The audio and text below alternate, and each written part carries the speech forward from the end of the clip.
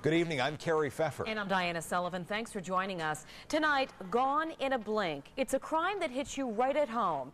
Did you know one burglary occurs every 12 seconds? Tonight, something you've probably never seen. A live break-in by a man who knows what makes you a target. TV5's Wayne Garcia, live with a story you will only see on TV5. Wayne? Diana, this is a Valley First. We have quite a setup out here tonight at this house. Let's take a look right now from our mass cam, show you exactly what you're going to be seeing tonight. And let's point off right off the top here, we do have the owner's permission, an owner who has challenged us to try to break in his house to try to see what kind of valuables that we can find. We can come back down here. I want to show you exactly what we're going to be doing in just a couple of minutes. First of all, very important, we're going to be having a clock that's going to be down on the lower part of your screen that's going to time exactly how long it takes a burglar to get into this house and out, and what kind of things he can collect in the meantime. The burglar in question here is this man right here, Bob Portnair. Bob used to be a burglar by choice and by profession. He did it for 8 years. He went to the state prison for 8 years, but he's been clean now for 14 years, and he's been doing seminars for law enforcement, also for private citizens, to show them how they can protect themselves from being burglarized.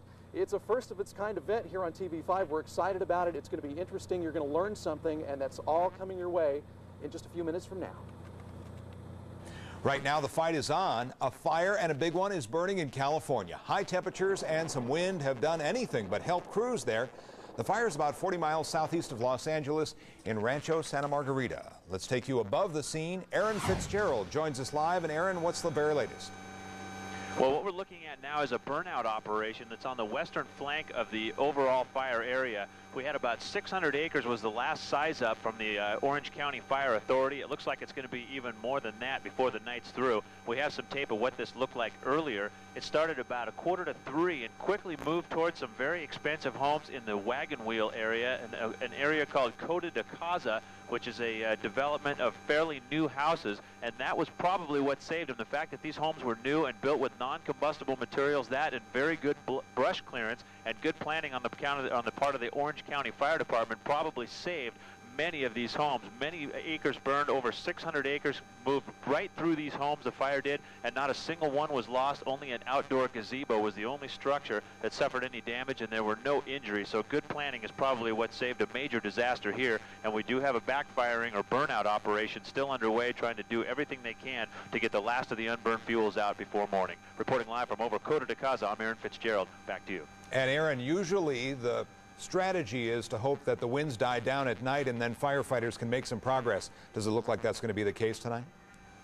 Absolutely. The winds have already died down a great deal. We had winds of up to 15 knots gusting throughout the afternoon, and right now the surface winds are almost down to zero, so the firefighters are taking advantage of the calm winds and trying to burn some of these fuels out before the winds pick up again at dawn.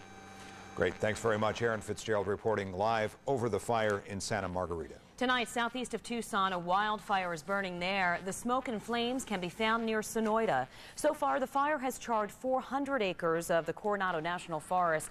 Crews hope to contain the fire by tonight. The winds have died down, which has obviously helped firefighters. No word yet on what sparked the flames. Tonight, fire investigators are trying to figure out what caused a mobile home fire. You can see the home was badly damaged. The fire happened earlier this evening. Thankfully, there were no injuries. A tanker fire is being blamed for creating a mess on One Valley Freeway tonight. For a short time, the northbound lanes of I-17 were completely shut down. The tanker caught fire near the Glendale exit. Crews were able to get traffic moving again a short time later. A developing story right now out of the East Valley. An 8-year-old was injured tonight in Mesa near Meridian and McKellips. We are told the child was playing in a tree house when the child fell out of the tree and landed on a pile of junk. That child was impaled on a sharp item in that pile. We're told the child has a hole in a lung but is expected to survive. Well, tonight the investigation is moving forward concerning a Valley doctor who faked his own kidnapping. Lori Raymond is live at the Madison Street Jail. And Lori, Dr. Salerno's wife visited him there at the jail tonight, right? Yes, visiting hours began at about 5 o'clock here at the Madison Street Jail. Irena Salerno was up on the 6th floor earlier.